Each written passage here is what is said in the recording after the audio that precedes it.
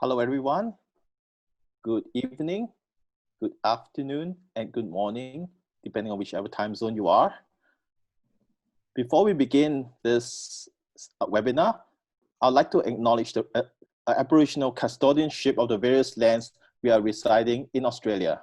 I acknowledge and pay respect to the Gadigal people of the Eora Nation, the traditional owners and custodians on the land on which the University of Sydney has been built, as well as the Wangal people of the Eora Nation, the traditional custodians of the land which I'm residing right now.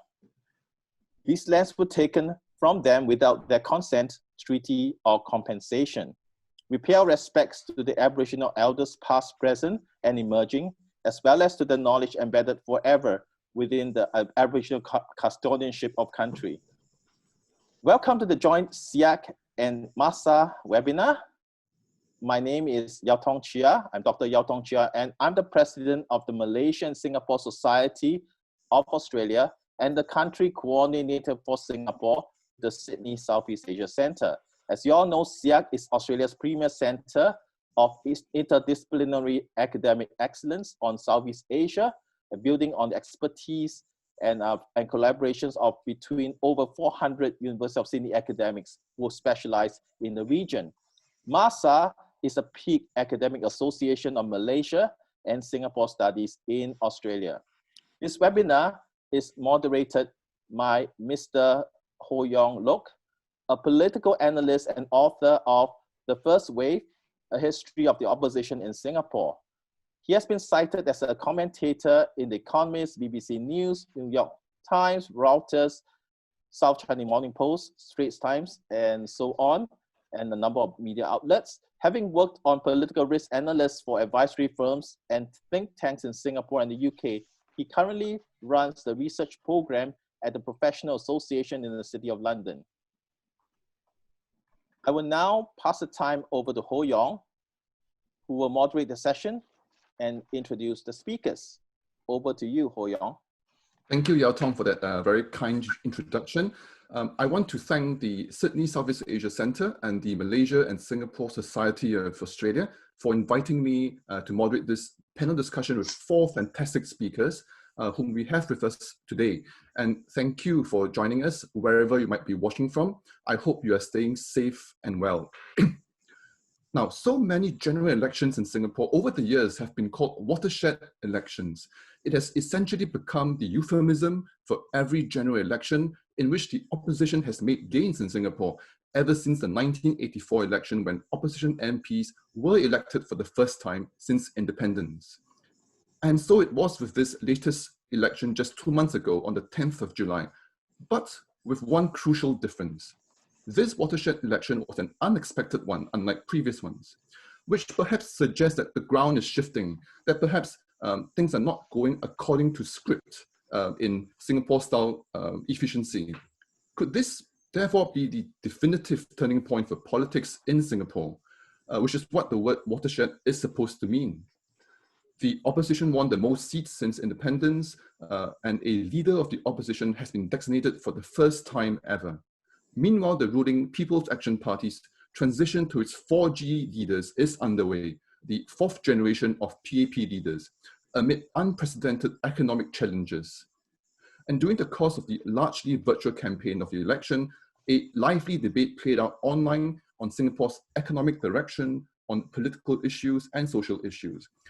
Now, 2 months on, with the opening of the new parliament on the 24th of August, quite recently, I'm delighted to have our panelists with us today to discuss some of the key questions.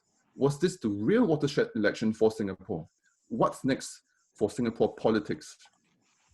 We'll begin with our panelists who will each share their own observations of the recent general election for 5 minutes from their different perspectives and research areas. I will introduce each of them in turn as they speak. And we begin with Kenneth. Kenneth Paul Tan is a tenured associate professor at the National University of Singapore's Lee Kuan Yew School of Public Policy. In January 2021, he will be taking up a tenured professorship at the Hong Kong Baptist University, which means that Singapore will be losing one of its most prolific and insightful scholars writing on Singapore politics and culture. His books include Singapore, Identity, Brand, Power, and Governing Global Singapore, Legacies and Futures After Lee Kuan Yew. Kenneth, may I invite you to share your remarks? Thank you, Ho-Yeong. I agree with you very much that the term watershed is used very often and often very loosely to describe elections here in Singapore. And I want to suggest that the word or the term soul searching is used just as often. And the PAP often claims to do a lot of this soul searching after elections, especially those elections where the results have not been so favorable. The PAP may even gesture at remaking or re-energizing the party, but it is in many respects incapable of reforming itself today. Being incumbent for as long as it has, the original paternalist authoritarianism of the post-colonial founding leaders, which was forged in heroic times, has become entrenched today in a much less heroic, less transformative, and certainly less inspiring technocracy. And has been entrenched in the form of an elite entitlement, defensive mindset, prickly personality, and a dogmatic ideology that still dares to call itself pragmatic. Energies seem often directed most at defending orthodoxy, not as much against heretical ideas as those who hold them and dare to present them. They are, to be sure, PAP MPs who represent diversity within the party. And I'm not talking about the ones who present themselves as arising from humble backgrounds to achieve successful careers, which is a very dominant motif used to justify or support the ideology of meritocracy. I'm actually referring to the ones in the party who seem out of the box, who seem to have a more progressive outlook. But I think that their inclusion, if this is not simply a basic attempt at co-optation, may be little more than a display to simulate diversity, to simulate inclusiveness, and maybe win over some electoral support at the margins. Now, these MPs themselves perhaps make their own calculation to pursue their relatively more progressive agendas, but are mostly aware of the limitations that curtail their full policy and political ambitions. They have to contend with glass ceilings and an intricate web of OB markers.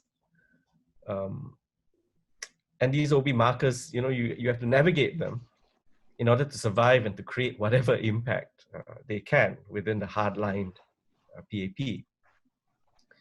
What I think we will see more of alongside what's looking more obvious, which is the elite fragmentation and elite fracture, which we saw quite a lot of in GE2020, is what I want to call elite implosion. The PAP in government has become decadent. And this is how I want to think of it. And I don't mean decadent in the sense of moral depravity, not that sort of decadence, but decadence in the way that it has reached zenith of its achievements. And these are considerable achievements. But there, at the pinnacle of their accomplishment, they find themselves utterly exhausted. Rapid growth and development, the sorts of things that constitute the spectacle of the Singapore story, these have become exhausting, right? And they've become frustrating even. And the old theory of Singapore's survival and success seems to have run its course. And this exhaustion points, above all, I think, to an absence of originality, of new and exciting ideas, the absence of which mean that it's very difficult to galvanize and to motivate Singaporeans for the future. So the PAP government seems instead to be referentially tethered to its own history and the success formulas that that history narrates ad nauseum. So in this regard, today's PAP government has been infantilized by the giants of its own past. Diversity from outside and even marginally from inside, which could be a potential source of dynamization and re-energization, I think are continually misrecognized and mischaracterized by the PAP hardliners as opponents or potential opponents. And they spend so much of their energies trying to discredit them, to fix their opponents. I suspect GE 2020 will unleash a lot more fixing of this kind. And it will be done in a politics of ever more sophisticated bullying. So, you know, I look at elections and suddenly GE 2020, not as the cause of change, certainly not the cause of change in political change in Singapore, but I see them as a reflection of the state of decline, a decline of a larger system, and the PAP at the heart of this system. Maybe I'll stop there. Great. Thanks very much, Kenneth, for sharing your thoughts. We turn now to Lily. Lily Zubaidah Rahim was until recently the Malaysia Chair of Islam in Southeast Asia at the Center for Christian-Muslim Understanding, the School of Foreign Service at Georgetown University, Washington, D.C. She has been appointed Professor of Global Studies at Monash University in Malaysia.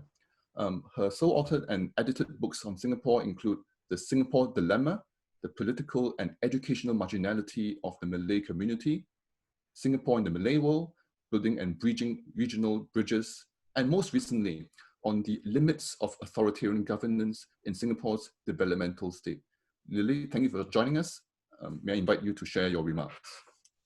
Thank you for the introduction, Ho-Yeong. On the issue of 2020, GE 2020 being a watershed election, whether it is, I would say by and large, it is. For the reasons outlined earlier by Kenneth, but also what I found interesting about GE 2020 is that it was already there before the elections, but since then, during the elections and since then, there has been considerable national soul searching and discussion about reimagining Singapore in the 21st century. We found quite a bit of that in the in social media, the public sphere, also after the 2011 elections. So, you know, we put these two elections, juxtapose them, there are quite a few similarities in terms of rethinking, reimagining, redefining Singapore. Now, I thought I'd raise a few questions based on this theme of the reimagining of Singapore. The first one in particular, an obvious one, are the governance arrangements and political economy framework in need of substantive reform. In other words, are these frameworks and arrangements outdated in the context of Singapore in the early 21st century? The other issue is as noted earlier by Kenneth, are the authoritarian governance structures appropriate for Singapore in the 21st century as it attempts to build a sophisticated knowledge economy and associated with that a sophisticated knowledge society and polity. And do these existing structures reflect the ideals of the nation as embodied in the country's national pledge? and also the principles enshrined in Singapore's post-independence constitution. And most of us are aware the National Pledge enjoins Singapore to build, I quote here, to build a democratic society based on justice and equality, regardless of race, language, and religion. So is Singapore today a society that is based on justice, social justice, equality, and also is it a democratic society? And linked to that, are all Singaporeans afforded equal citizenship rights, regardless of race, language, and religion? And I think it's, for me anyhow, it's useful to ponder on these quite fundamental questions in the next lap of Singapore's nation building. And I've argued elsewhere that this next lap will be probably more problematic, more complex, and perhaps more messy than the earlier laps in terms of Singapore's nation building. Now, the recent electoral outcome indicates that there is a relatively strong consensus that governance reforms are in order. So this view held by the PAP leadership, the opposition, the civil society, and others. However, what is unclear is that there is no clear consensus about the nature of these reforms. Should these reforms be incremental? Should they be piecemeal? Should they be substantive and structural? So the nature of these reforms. And if we look at Singapore after the 2011 elections, many of the reforms post-2011 were, I've argued, relatively piecemeal and not substantive. So is the post-GE2020 going to be a repeat of post-GE 2011? And Kenneth has already said a few words with regard to that, at least his perspective on that. The issue on many people's lips, how should social safety nets be strengthened to address the huge income disparities and economic inequalities in contemporary Singaporean society? How should the problem of wage stagnation as well as wage regression be effectively addressed? Should the minimum wage system, as found in many developed economies around the world, indeed, we only need to look to Northeast Asian democracies such as Japan, South Korea, Taiwan. Indeed, China has minimum wage. To the north, Malaysia has it, and even Indonesia. So should Singapore seriously be considering the implementation of a minimum wage system as found in many countries around the world? Indeed, in many developed countries, they're not even talking about minimum wage. They're talking about a living wage, the appropriateness of going beyond the minimum wage. The other important question is the Singapore growth model, at least the model from about the 1980s, where neoliberalism was warmly embraced. Is this model that is strongly reliant on cheap foreign labor and so-called foreign talent, is that sustainable? The other question that has been, the other issue that's been debated quite a bit, particularly during the election, how should workplace practices be addressed, in particular discriminatory workplace practices? Is the fair considerations framework, has it been effective to address issues of workplace discrimination? Should Singapore or should the government be adopting frameworks with stronger enforcement powers? So in countries like Australia, for example, We have anti-discrimination boards. Many other countries have the ombudsman's office and so on. Should Singapore be looking at that model? Should Singapore be adopting universal retrenchment insurance and universal retrenchment payments for workers that have been retrenched? And this is a topic that has been talked about by the opposition parties such as the Workers' Party, SDP, and the other parties for many years. And as I noted earlier, these approaches, social welfare approaches, social protection approaches, are the norm in other developed countries around the world.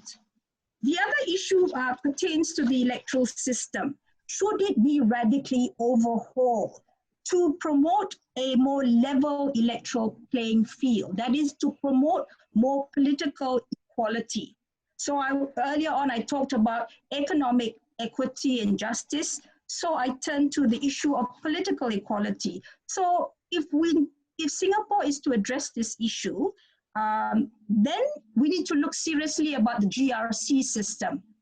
We need to look at the NCMP, the NMP systems. Are they consistent with democratic principles? Do they need to be radically reformed, reimagined, or even jettisoned in this process of governance reform? And the other issue is transparent governance. By adopting agencies, laws such as the Freedom of Information Act. And this would seriously facilitate good governance. And the PAP loves to talk about good governance, but also democratic governance. Transparency helps promote that. It also helps to promote healthy public debate. Instead of relying on draconian legislation and laws such as POFMA, for example, this is the role of, promoting, if we want to address fake news and that sort of thing, this is an effective way of doing it. And I'll end off by saying a few things. In the last few days, I've been reading the speeches by various politicians, MPs, and so on. And I found them really interesting. There is a clear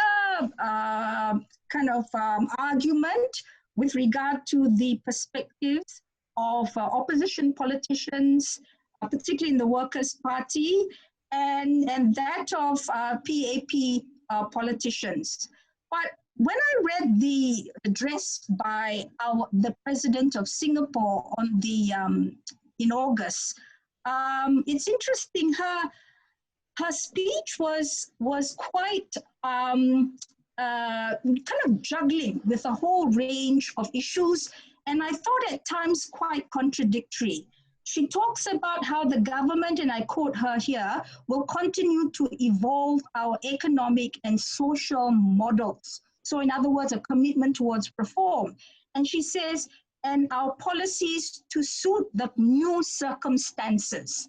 So there is an agreement that there is a new political environment in Singapore. She says we will encourage citizen initiatives and participation. We will listen to and examine novel ideas objectively, recognizing that no solutions are right for all times.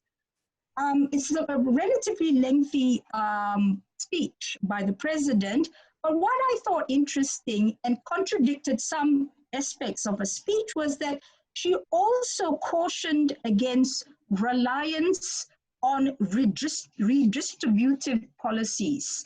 And that seems to be the point noted by quite a few PAP politicians, that they're not going to go down that road. So my last point then is, it appears as though that the Singaporean public, or significant swaths or chunks of the segments of the Singaporean populace, are ready for a more inclusive, transparent, equitable form of governance and policies associated with this form of governance. But is the PAP leadership ready? So the people might be ready for this change in this, critical juncture, inflection point of Singapore's political history, but is the PAP leadership ready? And that answer, I can't answer it, but it doesn't seem very hopeful based on the speeches that I've read so far. But one should remain optimistic. So let's see what happens in the near to medium term future. Thank you.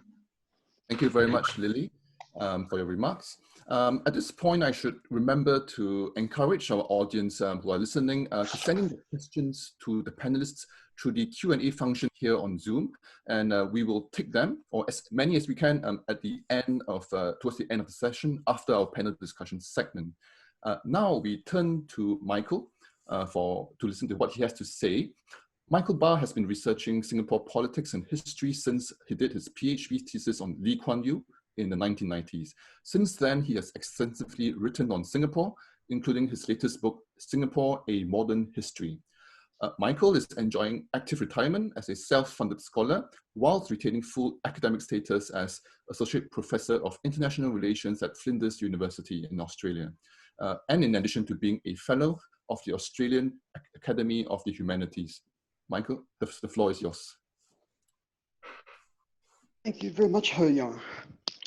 I'd rather not speak about the election itself. I think like everyone else, I was taken by surprise. So to be talking about it too glibly would suggest a level of anticipation and cleverness that I actually don't have.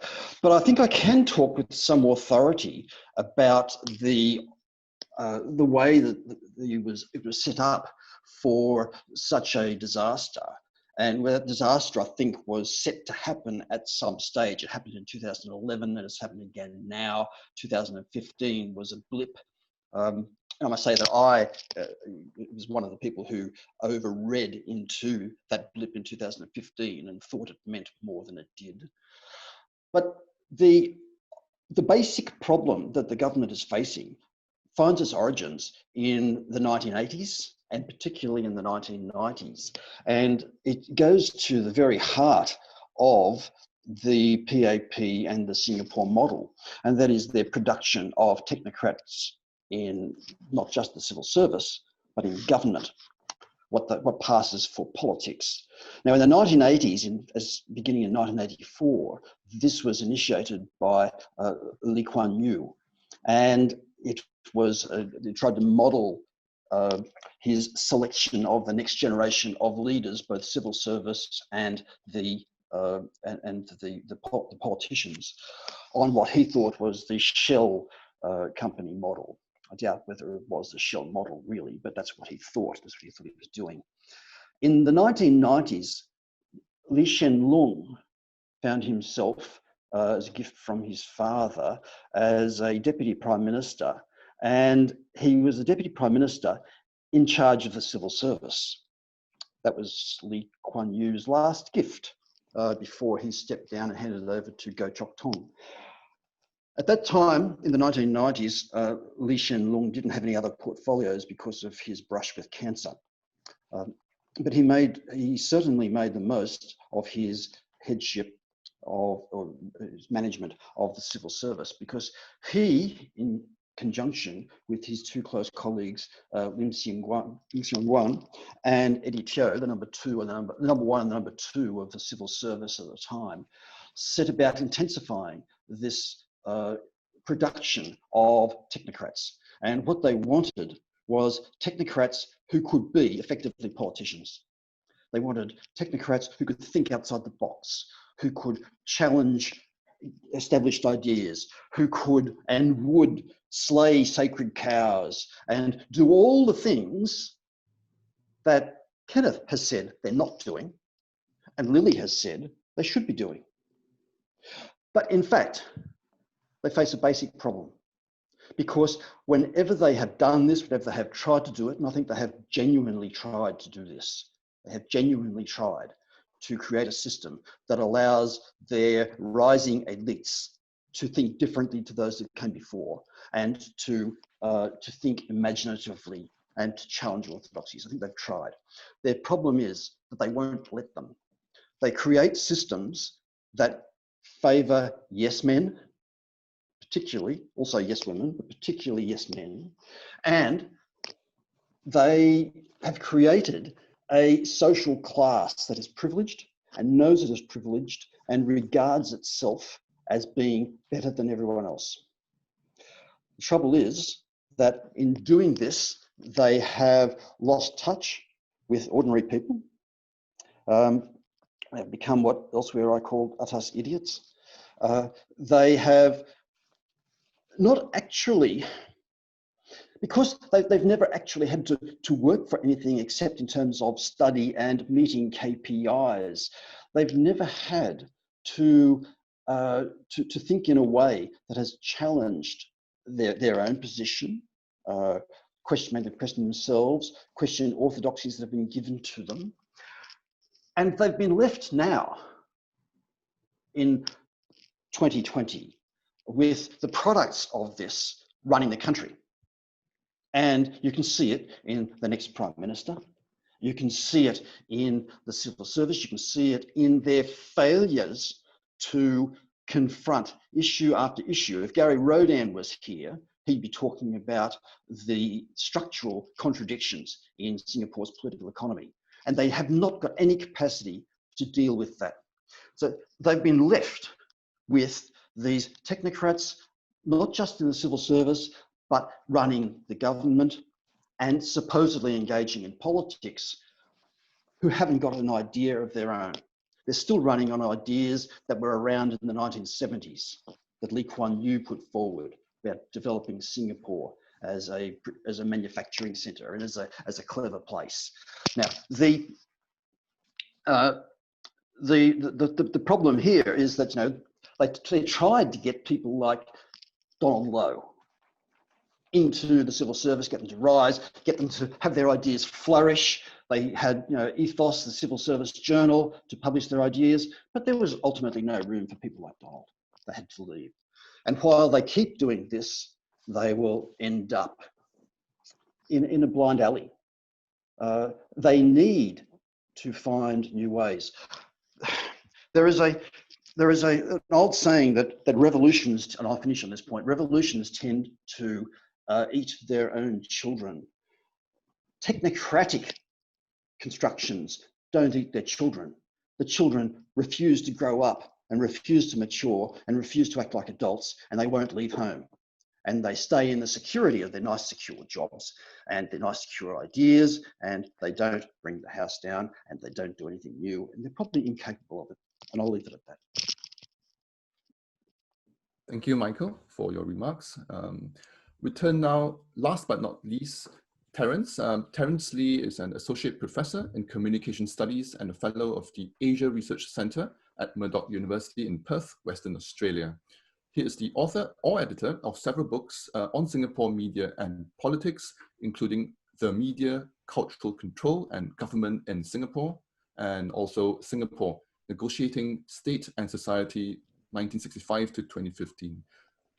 Terence, the floor is yours. Thank you, Ho-Yeong. It's good to be last because I get to jump off what everyone has already said. Look, I'm a media scholar, and I think what I'll do is I'll touch on aspects of media policy, particularly those emanating out of the GE. Look, I've been asked, every time I run into someone, I've been asked about my thoughts on POFMA. So I think I will get it out there and say a few words about the Protection from Online Falsehood and Manipulation Act, otherwise known as POFMA. So it will be my point of departure, not just because it's convenient, but looking at POFMA actually gives us some inkling as to the way media policy is conducted. And it tells you what kind of politics is being practiced in that society, right? So I'll start with the conclusion, just in case I lose people midway through. My conclusion is that POFMA has had a negligible impact on GE2020, based on electoral outcomes, particularly if you look at the two candidates correction orders were leveled at, and that's mainly Chee Soon-Juan SDP and People's Voices, right? Because they both received reasonable number of votes. Now, before we can think about POFMA, we need to understand a little bit of quick history. I won't be talking about history per se. Now, POFMA, of course, is the latest in a series of periodic refinements or the enactment of legal and policy structures. You could call them strictures if you like, that, that the government has put up over the past decades. And it would be interesting, and I've studied this for quite a while now, that most of these policies were enacted ahead of a general election or as a response to an episode following a general election, okay? Some scholars, depending on where you sit, even call this political innovations by the PAP. Now, so for example, just to jog our memory, back in 2006, a ban on online electioneering was issued. So what happened instead was that individuals began to actively blog during GE. Okay, now again, to remind us, this was the GE that sparked the infamous Barr the Mi Siam Mai Ham kind of comments, as well as Mr. Brown, the blogger, persistently non-political podcast. Some of you might remember that. And so that election set the scene for one of the most comprehensive review of media policy that year. That review concluded in 2008, and that body was called AIMS, right? Advisory Council on the Impact of New Media on Society. Now, this led to a number of repeals, such as the partial lifting of ban on political films and the enabling of messaging and social media exchange during a GE. And this is an important quote, and I want to quote from that report. Singapore is best served by political discourse that is well-informed, serious, and factual. What we need to do, what we seek to do, is to allow voters to consider the issues rationally and not be unduly swayed by films or videos that mislead or trivialize important issues, unquote, okay? So no one has actually mentioned this. So following this, the only new policy ahead of GE 2011, that watershed election, some of you will remember, was cooling off day. Cooling off day was really very much a form of of media policy, but not officially, but unofficially so. So with that, you know, there are really two ways of thinking about or interpreting media policy in Singapore, the official and unofficial. So the official is what's written in the code, in the legislation, and so on. But the unofficial involves the political agenda and how the policy is carried out, whether that's done fairly, with or without biases, or rationally, you know. At the end of the day, one informs the other. So if we look at media law or media policy that's being proposed, we ought to be able to ask critical questions around what, in terms of what the policy is about, why and when, why is this being proposed, who are the targets, and I think most importantly, how it is being exercised, right? So that's sort of background. If I go back to POFMA, thinking about POFMA, and if I could unveil some stats and their implication, and before I go on, I want to acknowledge my colleague and PhD student Harold Lee, who is studying this for his PhD, and you know, I have extracted a lot of these stats from his work, so I need to acknowledge him before I go on. Now, POFMA was invoked 28 times before GE 2020, okay, since October, late October last year.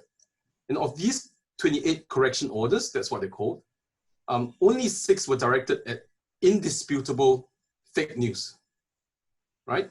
When I say indisputable, I refer to, you know, a general consensus that those were truly fake and they had held the risk of causing public panic, such as, you know, in fact, all 6 of these took place during COVID-19. So they all were related to COVID-19, all right? They were all about border closures, new clusters of outbreaks that turned out to be false. And so that took place then. POFMA was used during the general election in a somewhat intense fashion because it was very short. 17 orders were issued And it's instructive that all these orders were designed to defend government policies, okay? So some of these issues included allegations by People's Voices about government spending on foreign students, SDP's assertion of a population target of 10 million. Many of us would remember that because of that, that broadcast that took place. I think that attracted the highest number of viewers. And this was repeated by the Online Citizen, followed by SDP's comments, I think it was Paul Tambia, about government's mismanagement of the pandemic, okay? So those were some of the information. So I return to my earlier conclusion here that the use of POFMA before and during the GE did not really have substantial impact on GE's outcome. In fact, anecdotal evidence, and I would argue, suggests that they may have even backfired because issuing a correction order instead of engaging in a civilized debate, particularly during the election, draws greater attention to it rather than closing it down. So what this means is that the use of POFMA, discriminately or indiscriminately as the case may be, has an effect on PAP's image overall. Now, whether this is positive or not depends on the voters' political position and whether they feel they have been bullied by it. So I'm going back to language used by Kenneth earlier. It is noteworthy that since the GE, which was roughly about 2 months ago now, there has not been a single POFMA order. So it looks like, going with the early evidence, it looks like there has been a deliberate holding off from applying POFMA for the time being, perhaps to regain legitimacy and also to observe how online discourse will pan out from here on, right? So I would say, in conclusion, in thinking about POFMA, that the bluntness of the tool has shown up over the 9 months since POFMA came into effect. But my take is that, if you ask me if it's likely to be repealed or amended, my take is no, not likely for some time yet, because the strength of POFMA is precisely in defining new sets of OB markers, if you like. And Kenneth has alluded to that in his speech already. In so doing, it directs online political discourse as much as possible and channels it towards government's preferred policy domain. Not unlike long-term attempts to direct feedback through reach or to direct all kinds of offline protests to the speaker's corner. So it's very similar in that sense. Okay, going forward, with regard to media policy, I would list 2 things for us to look out for, to gauge, to apply as a yardstick to see the extent to which the PAP is prepared either to open up, to democratize, as Lily has described, or to change the direction of online discourse. So 2 things, foreign interference is the first one. I think the signs are brewing that that's a new space for the government to control, to restrict. Now, clearly, I don't know which form it will take at this stage, but it's the timing seems right because of the way in which the US-China spat is occurring as we speak. There are lots of countries who are kind of very cautious against each other. So the influence is there. The other one that's been talked about a lot but hasn't really been tackled is the political IBs, the internet brigades that exist, or even influencers who escape the tentacles of POFMA and other media policies, right? Now, these are people who write on propaganda, write on virality, relying on hype or saturation instead of facts. These are highly problematic because the evolution of IBs in social media work a lot more for PAP than the opposition. You will see that pro-PAP sites are generally organized and they do the bidding of the PAP. And anti-PAP sites in some ways exist to try and lure the pro-PAP IBs out and to outshout each other. Whichever side of the fence anyone sits, these are really ugly. They lead to polarization in Singapore's political discourse and very unhelpful, right? So, and the other effect of IBs, if they're not dealt with, is that, people who exist in the political middle ground, which I believe continues to be a majority in Singapore context, start to disappear, cease to exist because they would remain silent, refusing to align themselves with either camps. So I'm of the view that it's needful for PAP to address these issues and the people responsible for them, even if they're staunchly pro-PAP, because that would be a signal then to Singaporeans that Singapore wants a genuinely informed, serious and factual debate. And again, I end off by quoting from the AIMS report again. So I think I'll leave it as that and open up for further discussion. Thank you. Thank you very much, Terence. We have many very good questions from the audience. I'm going to try my very best to address them to the panelists or to group them together, to cluster them together where possible. But first, to kick off our panel discussion, a quick fire round to all our panelists. 1 minute to each of you, if that's okay. To this question, now that the new parliament has been sworn in and the debates have started, what are your thoughts of the debates that have gone so far after these 2 months of anticipation? Here, of course, we think of perhaps the debate with Workers' Party MP Jamus Lim against about 6 or 7 PAP MPs, I believe, on the minimum wage proposal that Lily has alluded to. So I wonder what your thoughts, very briefly for 1 minute. Kenneth, starting with you. Okay. Well, it was very nice to see a stronger opposition presence in Parliament, which points to the possibility of the kind of constructive, informed discussion that we all crave. The example that you gave on minimum wage was interesting, very instructive, because it did show a ganging up and a coming down hard upon someone, which maybe suggests that we have some way to go before we reach that, because the approach now is still to be very all or nothing about topics, black and white about topics, and to go for the person arguing the position you don't like rather than the position itself. Thank you, Kenneth. Lily, would you like to say a few words? Yes. These speeches were really interesting. You know, obviously, Jamus received quite a bit of media publicity because of how he was pounced on by, I think, 6 or 7 of these PAP MPs, who I thought didn't do a good job trying to challenge some of his views of his proposals, many of which have been floated, you know, by the Workers' Party years beforehand. But I'd like to, I read the Pritam Singh's speech very closely, and I was really impressed by his approach, his line of argument, being the recently anointed leader of the opposition. He noted in particular that information is really important. His access to information, the access of all MPs to information if they are to perform in Parliament. In addition to that, he talked about resources linked to also information that parliamentarians don't have a significant budget for assistance to do research and so on. They've got enough money for a part-time assistant. I think he's got enough money for 2 or 3 part-time assistants. So in other words, if you want vibrant debate, discussion and so on in Parliament of a vigorous nature, constructive nature, you need to release information, or the government needs to release data, statistical data.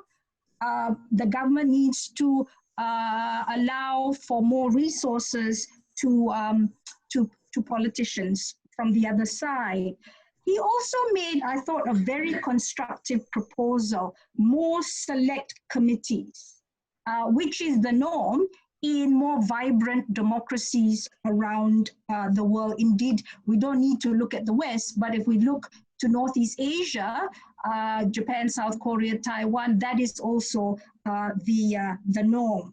And the last point noted by Pritam was the need to change the way he says how we manage and accommodate foreigners, foreign workers, high-end and the low-wage workers in our economy. And this dovetails with James's point as well, that Singapore just can't keep relying on that old formula, the 20th century formula of inputs of cheap third world labor, and then also foreign talent from overseas, because that has had a deleterious adverse impact on Singaporean workers. I perhaps have spoken too much, so I won't talk about James's speech, which I thought was very, very insightful. Thank you. Thank you, Lily. Turning to you, Michael, just a quick 1 minute, if you'd like to share any thoughts on how Parliament debates have panned out so far. Yes, I thought there was a healthy start, but I do express a word of caution in that I hope that the opposition doesn't start regarding itself as being partners in government, because I can assure them that the government does not regard them as being partners in government. They are an opposition. It is their job to oppose. And I am a little bit concerned that at this stage, the opposition is about the only group that has not had anything to say about Yeow-Tong and the maid and that case. And that is something that needs to be said. Shanmugam needs to have his feet held to the fire over that. He is in charge of both the police and the courts. And there are so many questions to be answered there, and entirely possibly more charges to be brought. It is something that an opposition in any other place would be zeroing in on. I'm just waiting to see what happens there. Thank you, Michael. And finally, Terence, some thoughts perhaps? Yep, I'll make it as quick as I can.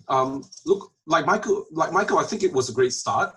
What was particularly interesting for me is that the Parliament started with a continuation of some of the issues that were quite very much in the forefront during the campaign, and which I think in some ways is a good thing. It's probably what kept people watching, tuning in, reading, and keeping abreast of what's happening in Parliament. I think, look, it's early days. It's very hard to make a judgment on whether that rather rigorous approach will continue. What I picked up particularly was that the government has caved in and agreed to live stream parliamentary sessions going forward. So that's already been put on the agenda. And I think that itself is a very big win because it keeps interested Singaporeans from coming back and watching pretty much the debates as they occur. Thank you very much, Terence. We have, unfortunately, 8 minutes left to the end of the webinar. What I will do, therefore, is that I will gather questions for each of you panelists, and then we would probably end after that round. So we probably start with Michael. There's some questions for you on the opposition. Ultimately, the challenges to the system, if I may put it that way, would probably come from the electoral system. So the question here we have is, what are your views on the opposition parties, which do not seem to aspire to forming the government, but are content with a PAP government? Also, a question here, Michael spoke of a revolution, but that would be probably out of the question in Singapore. What about a political evolution? And what are the conditions necessary for this, Michael? First one on the opposition parties are in an invidious position in that the structures of government and the structures of politics are such that they will never get a fair run. And a good colleague, Meredith Wise, has just written a book about this called Roots of Resilience. This is the best they can do is to try to oppose, to try to build a base. And they need to do that by, and also holding the government to account. That's one of the most basic things that an opposition does. They can't form government, they know that. And as much as they might make advances, we also know that the government will shift the goalposts. And anything that starts to work, the government will make sure gets undone in terms of allowing the opposition to make advances. So that's a pessimistic approach. I'm sorry, but I'm a pessimist, and I look forward to the days when I'm pleasantly surprised by things going well. So that's how I see the opposition. It's a thankless task, and I think all of those people are heroes for trying to do it. I'm very pleased to see that the opposition has matured to the point where the Workers' Party, for instance, is no longer the Chinese party that it used to be. That's very, very clear. And there is, even with, there is a level of cooperation there amongst the parties, partly because everyone keeps away from the Workers' Party in its own turf. But delighted to see Tung Cheng-bok almost take 4 or 5 seats, 2 ministers' seats. So that's how I see the opposition. As for evolution, yes, there will be continuous. There will be continuous change. I do believe that the future will be determined more by the secular deterioration of the standards of government and the standards of governance coming out of the government than it will be by the opposition. The opposition needs to be there to highlight the shortcomings, but the shortcomings are going to come thick and fast. They have been coming thick and fast since the 2000s, really, since Lee Hsien Loong became Prime Minister. It's been downhill ever since then. So, and I do see the day when there will be all of a sudden we'll turn around and it'll be like the Emperor's got no clothes. All of a sudden, what appears to be decades-long deterioration in the hegemony of the PAP will collapse, and we'll say, gee, wasn't it thin? And then we'll be talking about something different. In the meantime, there'll be a lot of pain. Thank you, Michael. From the opposition, we move to the PAP. Kenneth, some questions for you. We have about 5 minutes left. I will try to regroup questions as tightly as possible. So numerous commentators have talked about the point that Kenneth made about the progressives in the PAP, but could Kenneth elaborate a bit more on these dynamics internal to the PAP? Because the PAP's high level of party discipline means that it has to present the face of unity, and little emerges in the public domain. I wonder if Kenneth can talk a bit about change from within, as it were. Yeah, sure. I mean, this is both ends, right? You have the party that actually really wants unity and really wants an expression of unity. Any suggestion of division is a heretical sort of suggestion, but at the same time, recognizing the public's desire to see a lot more diversity in the representation within the PAP, I would imagine that the party would also want to be able to put on display its members who seem to think differently, who have backgrounds and experiences that are not typical. So I think there is a demand for candidates who can fulfill this diversity requirement. And from the vantage point of activists, for instance, right? They want to advance an agenda of some kind, a progressive change, and they can fight and fight and fight within civil society in all its limitations, or they can take their fight into the political realm. And then what do you do? Do you join the opposition party, or do you join the PAP? I think for many people, the calculation is to join the PAP. So they recognize that they can amplify a lot of their activism by joining the PAP. And I suppose there's a bargain there. You recognize that in going into the party, you will have space and support to express your diversity, and through that space, pursue outcomes that you really want. But at the same time, in other respects, maybe, as I said earlier, there are glass ceilings, there are OB markers within that may be even more difficult within the party than OB markers outside of the party. So I think that's the sort of bargain that progressives make in embracing the PAP option, and I guess they understand what the limits are, and make the best use of that space and get policies passed which are beneficial to both. And then, of course, there are areas, no-go areas. The OB markers on the outside are also prevalent on the inside. And so if people understand where not to go, not to score own goals, for example, then there is something of an equilibrium there. It's not always harmonious. People get sidelined, people hit ceilings and so on and so forth. They are removed from favor and all of that. But these are the sorts of bargains that change makers in Singapore have to contend with. Thank you, Kenneth.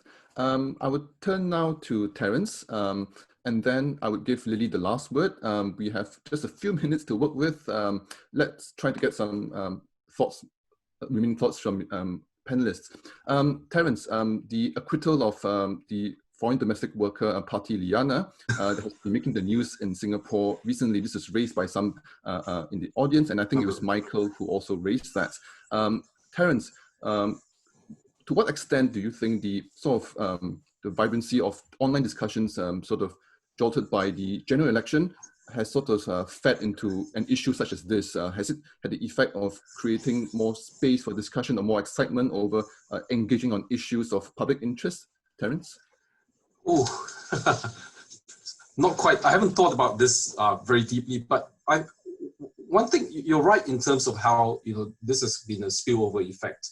I see a lot of these conversations around, comments around how PAP is being out of touch, the elite representation in the higher echelons of Singapore, as a way of kind of letting off steam more than attempting to pay for blood, so to speak. I know there's a lot of online discourse about how they want someone's head to roll, they want the revelation of that elite networks that exist in Singapore. Actually, that's Michael's space in some ways. To come out in the open much more. I think it signals more a sense of powerlessness than it does in terms of enriching online discourse. I think that's the crux of your question. So I think, look, it's important that the government takes this and realizes that we have a very large pool of people who want to have their say in something. It may not be about the maid, may not be about the prosecution and all that stuff, but really I think it signals that they want a much more independent space for people to articulate their fears, concerns about just about anything in Singapore. Thank you, Terence. Last but not least, to Lily, there are some questions about comparisons with Malaysia. I think the comparison is obviously to 2018 in Malaysia, where the opposition sort of took power. But then again, there's some developments ever since then. Also, some questions on the role of civil society and that sort of undergirds this political changes. Lily, any thoughts very quickly on comparisons with Malaysia, with the Malaysian situation? Yeah, well, Malaysia is a bigger country. The Malaysian political scenario in 2018 was unlikely to happen in Singapore 2020. You've got a vibrant opposition there who controls some states. A bigger country, more vibrant civil society, and so on. So it's a different ball game altogether. But the thing in Malaysia is one of the reasons why they were successful in 2018 in terms of the Pakatan Harapan winning the election is because they worked closely with one another. And I think this is the lesson the opposition parties need to learn. If they are to make significant headway, they really need to work closely with one another, because this is a party with the resources, with the legacy, and a whole range of other factors.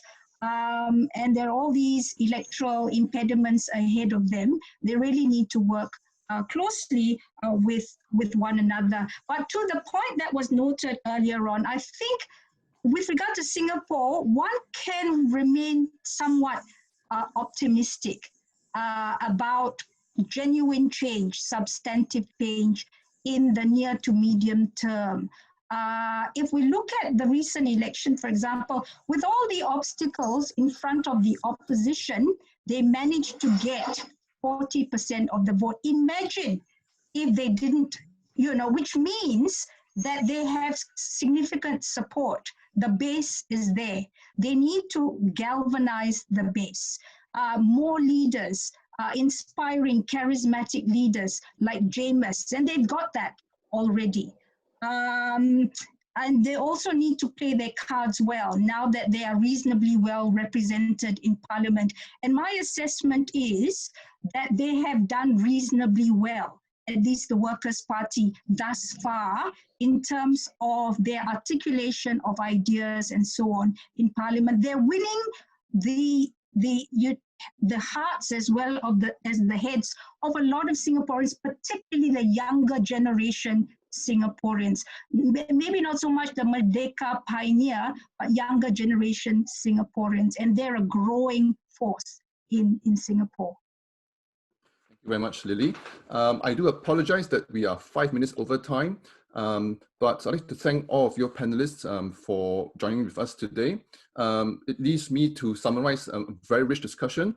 Was this a watershed election to end all watershed elections? I believe the answer that has come out of today is that it's still a work in progress, and the conversations that have gone over time today, and for good reason, show that this is what we need to continue to debate and to discuss openly in the spirit of